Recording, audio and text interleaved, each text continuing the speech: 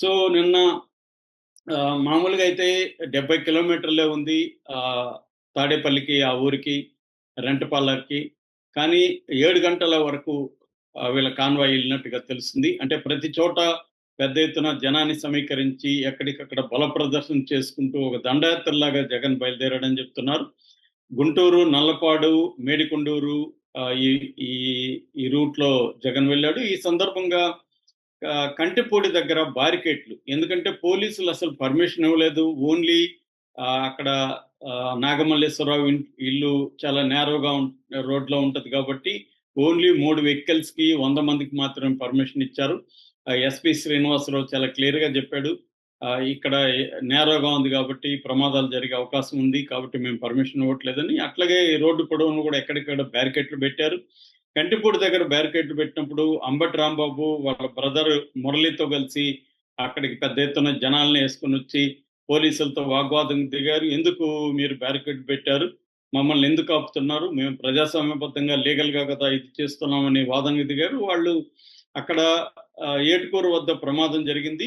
ఒక వృద్ధుడు చనిపోయినాడు. దానివల్ల మేము ఆహ్, రోడ్డు క్లియర్ చేయడం కోసం బారికేడ్లు పెట్టామని చెప్పినా కూడా వినకుండా తన అనుచరులతో రంగంలో దిగి ఆ బారికేడ్‌లని పోలీసులు లాగి పక్కనేసి ఆ బారికేడ్‌లంతా కూడా తొలగించారు. దీంతో ఆహ్, సత్తెనపల్లి పోలీసులు కొంతమంది మీద కేసులు పెట్టారు. ముఖ్యంగా ఈ అంబటి రాంబాబు, మురళి, తర్వాత నర్సరావుపేట ఎక్స్-ఎమ్మెల్యే గోపిరెడ్డి శ్రీనివాసరెడ్డి, తర్వాత సత్తెనపల్లి వైసీపీ ఇన్‌చార్జ్ సజ్జల సుధీర్ భార్గవరెడ్డి వీళ్ళ మీద భారతీయ న్యాయ సంహిత 188, 332, 353, 427 అంటే ప్రధానంగా విధుల్లో ఉన్న పోలీస్ అధికారుల మీద దాడి, వాళ్ళ విధులకు భంగం కలిగించడం, తర్వాత పబ్లిక్ న్యూసెన్స్ ఈ ఈ కేసుల కింద పెట్టి అంటే ఇదే కేసుల కిందనే గతంలో కూడా మన గోరంట్ల మాధవ్ మీద కూడా కేసులు పెట్టి అరెస్ట్ చేశారు. సో, ఇప్పుడు కూడా ఇతని మీద అలాంటి కేసులు పెట్టి అరెస్ట్ చేసి గుంటూరు జైలుకి తరలించే కార్యక్రమంలో ఉన్నారని చెప్తున్నారు.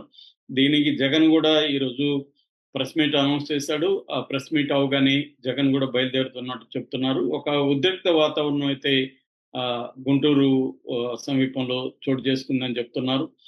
సో, ఇటు తెలుగుదేశం కూటమి ప్రభుత్వం గూడా ఏమాత్రం తగ్గటం లేదు. ఎర్ర బుక్కు వాళ్ళు చెప్తున్నట్టుగా రెడ్ బుక్ రాజ్యాంగం అనేది నడుస్తుందని వాళ్ళు విమర్శిస్తున్నారు. ఇటు జగన్ గూడా ఒక యుద్ధాన్ని ప్రకటించినట్టే కనిపిస్తుంది మనకి. 1 ఇయర్ అయిపోయినాక ఇంకా మనం ఆగాల్సిన అవసరం లేదని. అందుకని ఆగమగాల మీద తల్లికి వందనం పథకం కూడా చంద్రబాబు ప్రభుత్వం అమలు చేసింది. ఆహ్, దీన్ని తట్టుకోవాలంటే ప్రజల్లో వ్యతిరేకత రానీయకుండా చూసుకోవాలని చంద్రబాబు ప్రభుత్వం కూడా చేసిందని చెప్తున్నారు. దీనికి సంబంధించి లోకేష్ కూడా ఢిల్లీలో ఇటు అమిత్ షాని, తర్వాత జగదీప్ ధన్‌ఖడ్ ఆయన వైస్ ప్రెసిడెంట్, అలాగే చిరాగ్ పాస్వాన్, అర్జున్ రామ్ మేఘ్వాల్ ఇలాంటి మినిస్టర్‌లని కలిసి మరింత ఫండ్స్ రాష్ట్రానికి తీసుకురావడాన్ని వెళ్ళాడు. దాంతో పాటు ఈ జగన్ స్ట్రాటజీలో అమిత్ షాతో చర్చించి దీన్ని అడ్డుకోవడానికి తాము చేసే ప్రయత్నాలకి మద్దతు ఇవ్వమని అమిత్ షాను లోకేష్ కూడా అడిగినట్టుగా చెప్తున్నారు. అందుకనే పెద్ద ఎత్తున కేసులు పెడతామని ఎస్పీ శ్రీనివాసరావు కూడా నిన్న ప్రకటించాడు. అంటే జగన్ ఈ దూకుడుని అడ్డుకోవాలంటే కేసులు పెట్టి వీళ్ళందరినీ ఎక్కడెక్కడ యాక్టివ్‌గా ఉన్నారు నాయకులు వాళ్ళని లోపలేయడమే మార్గం అని లోకేష్ అనుకుంటున్నట్టుగా తెలుస్తుంది.